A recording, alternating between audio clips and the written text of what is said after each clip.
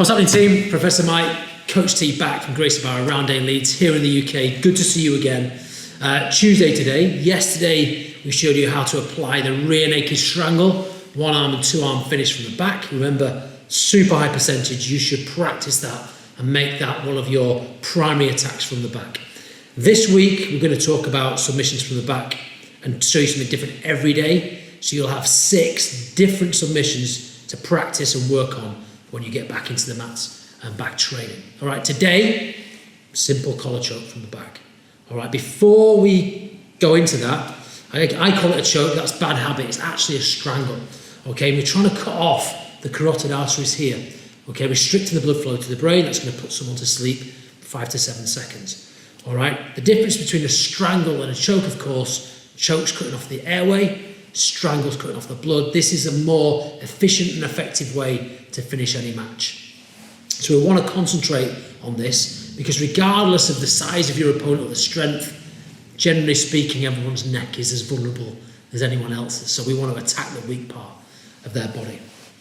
All right, just before we move into the position, I've got to talk about the importance of setting your grips efficiently and precisely, because this is the number one thing that'll make your strangle either happen or fail. And that's the position of your first strangle hand. Okay, it has to be positioned so that your opponent's neck, the rear quarter of their neck, fits around this angle here. So that your radius is the thing that cuts off the carotid artery at the side, not your thumb, not your fingers. You must be deep enough off on the choke to get that angle so your radius, the bony part there of your wrist, does the job on the weak part of their neck. All right? Provided you get a really good set first grip, this does 80% of the work.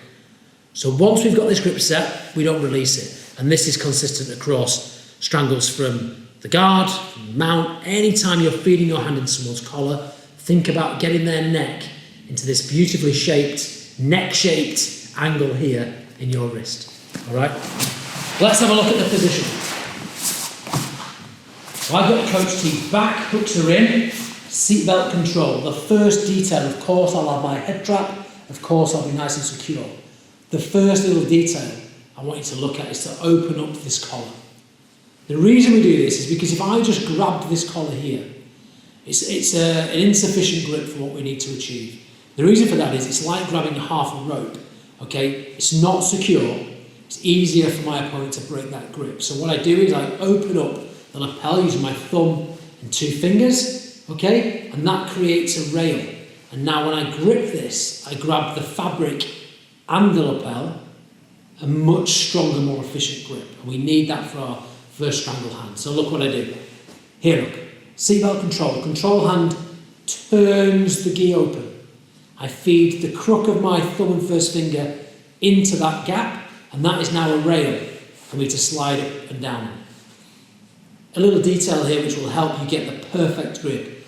As I slide this thumb and fingers towards my opponent's neck, I create a little bit of tension on this lapel just by pulling down very slightly. If you get this wrong and pull down too hard, you'll create too much tension around the neck and you'll struggle to get your grip in. So we need to create a little bit of tension as I'm feeding this in, just to wrap the lapel as tight as possible around the back of my opponent's neck. Okay, this is something to practice. I feed this all the way through until I get to the very top where my radius is now in my opponent's carotid artery.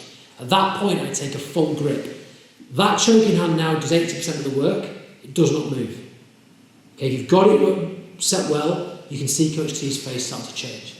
To finish the basic collar choke from the back with the collar strangle, I come through to the far lapel and I'm aiming to pull this straight down. A big mistake people make is to pull this to the side.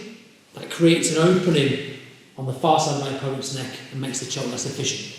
So from here, lapel, pull straight down, the choke is almost on. To finish, I can do 2 things. I can pull my wrist down on the strangle hand. That will apply some pressure and look to put my elbow over the back of my opponent's shoulder. And that's the finish there. Remember to keep everything super tight. Okay, so one more time. Remember, shape of your wrists. Your opponent's neck must fit into that shape at the back. All right, so with seatbelt control, head trap, everything's nice and tight. Open, rail. Slight pull, feed all the way through. Adjust this grip until you feel super comfortable and confident with it. Don't accept second place. Don't accept a grip low down. You will not finish this submission. Keep playing until you get to the very top.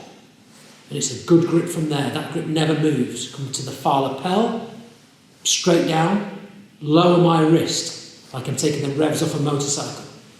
And then look to put my elbow over my opponent's shoulder. And there's the tap there. Okay? Super efficient submission. One that everyone who plays jiu-jitsu will have in their arsenal. Okay, you may not get the opportunity to get behind your opponent for a full strangle, so you must be able to feed into the collars and have the lapels help you do your job. All right, I hope you enjoyed that. Check us back tomorrow for another submission from the back. See you guys soon.